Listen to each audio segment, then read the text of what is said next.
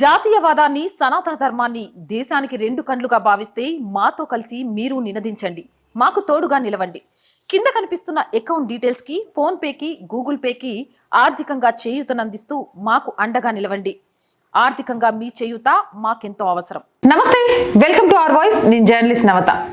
భారతదేశానికి స్వతంత్రం వచ్చిన తర్వాత అత్యంత కాలం కమ్యూనిస్టులు పాలించిన రాష్ట్రాలు ఏమైనా ఉన్నాయంటే పశ్చిమ బెంగాల్, త్రిపుర. ఈ రెండు రాష్ట్రాలని కమ్యూనిస్టులు ఎక్కువ కాలం పాలించారు. ఇక్కడ జాతీయ పార్టీలైన ముఖ్యంగా బీజేపీ పశ్చిమ బెంగాల్, త్రిపురలో జీరో అని చెప్పడంలో కూడా అతిశయోక్తి లేదు.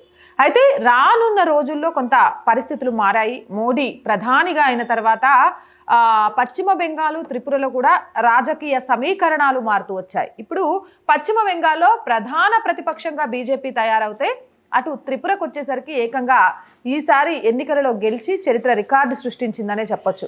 ఇక ఆ తర్వాత పశ్చిమ బెంగాల్లో త్రిపురలో మొన్న జరిగిన లోక్సభ ఎన్నికలలో కూడా బీజేపీ విజయం సాధించింది.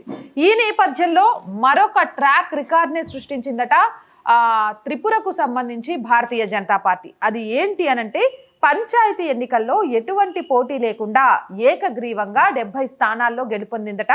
మొత్తం 6,370 స్థానాలకు గాను ఎన్నికలు జరిగితే 4,550 స్థానాల్లో ఏకగ్రీవంగా ఎన్నికైందంట భారతీయ జనతా పార్టీ. అంతేకాదు పోటీ చేసిన స్థానాల్లో అంటే 6,370లో 4,550 ఏకగ్రీవంగా ఎన్నికవ్వగా మిగిలిన ఏవైతే సీట్లు ఉన్నాయో ఆ సీట్లకు సంబంధించి 71% కూడా బీజేపీ తన ఖాతాలో వేసుకుందట. అంతేకాదు పంచాయతీ 3 టైర్ ఎన్నికలకు సంబంధించి టోటల్గా 96% సీట్లను గెలుచుకొని రికార్డు సృష్టించిందట ఏకగ్రీవంగా. అది కూడా ఎందుకు అనంటే త్రిపుర లాంటి ఒక కమ్యూనిస్ట్ భావజాలం ఉన్న స్టేట్లో భారతీయ జనతా పార్టీ ఇంతగనం పుంజుకొని 96% ఏకగ్రీవంగా ఎన్నికవ్వడం అంటే అది మామూలు విషయం కాదు.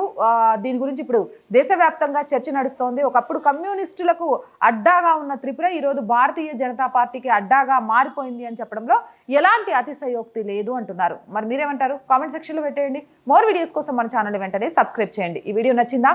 లైక్ చేయండి, షేర్ చేయండి, సపోర్ట్ చేయండి. ప్లీజ్ వీడియో చూస్తున్న ప్రతి ఒక్కరు ఛానల్ని సబ్స్క్రైబ్ చేయడం మర్చిపోకండి అండ్ సపోర్ట్ చేయడం కూడా మర్చిపోకండి. మీ సపోర్ట్ మన ఛానల్కి ఎంతో అవసరం. సో జై భారత్. మీ ఆదరణి మాకు ఆనందం. మా వెంట మీరున్నారని అతిపెద్ద ధైర్యం. దయచేసి సబ్స్క్రైబ్ చేయండి, లైక్ చేయండి, షేర్ చేయండి. కామెంట్స్ ద్వారా మీ అభిప్రాయాన్ని పంచుకోండి.